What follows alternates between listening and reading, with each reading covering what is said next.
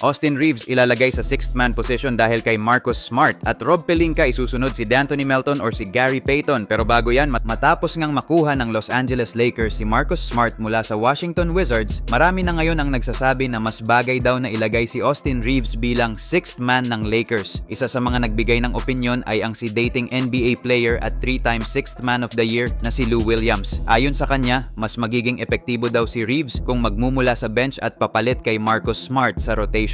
Para kay Lou Williams, malaking tulong ang pagiging defensive-minded ni Marcus Smart sa first 5 ng Lakers. Alam naman ng lahat na si Smart ay isa sa mga pinakamatinding perimeter defender sa NBA at kaya niyang punan ang kakulangan ng Lakers sa depensa sa point of attack. Dahil dito, mas mapapalakas ng Lakers ang kanilang depensa sa unang bahagi ng laro, lalo na kung makakatapat nila ang malalakas na guard ng ibang koponan. Sa panig naman ni Austin Reeves, walang sama ng loob sa posibilidad na siya ay magmula sa bench. Ayon sa kanya, hindi ito tungkol sa demotion o sa pag-aalis sa kanya sa starting lineup. Ang mahalaga ay kung paano makakatulong sa team ang ganitong desisyon. Kung siya man ay magiging 6th man, mas magkakaroon siya ng kalayaan sa opensa, lalo na kung nagpapahinga sina Luka Doncic at LeBron James. Makokontrol niya ang bola, makakapag-set ng plays at makakapagbigay ng scoring punch mula sa bench. Para sa mga fans ng Lakers, malaking tanong ngayon kung tama nga ba na si Marcus Smart ang maging starter at si Reeves naman ang maging 6th man. Kayo, ano sa tingin ninyo mga tropa? Samantala, matapos makuha ng Los Angeles Lakers sina DeAndre Ayton at Jake Garabia bilang mga bagong miyembro ng kanilang koponan nitong nakaraang linggo, isa na namang solidong pyesa ang nadagdag sa kanilang roster. Ayon kay Shams Charania ng ESPN, nagkasundo sa isang contract buyout si Marcus Smart at ang Washington Wizards at matapos maklear ang kanyang waivers ay pipirma siya ng 2-year, $11 million contract sa Lakers. Ayon pa sa report, si Luka Doncic mismo ang nag-recruit kay Smart para lumipat sa Lakers. Hindi lang naman ang Lakers ang nagtangkang kunin si Smart. Maging ang New York Knicks, Milwaukee Bucks at Phoenix Suns ay nagkaroon ng interes sa kanya. Ngunit sa huli, pinili ni Smart na sumama sa Purple and Gold. Magandang pickup ito para sa Lakers dahil nagkaroon na sila ng solid backup point guard para kay Luka Doncic. Sa kanyang huling season, nag-average si Smart ng 9 points, 2.1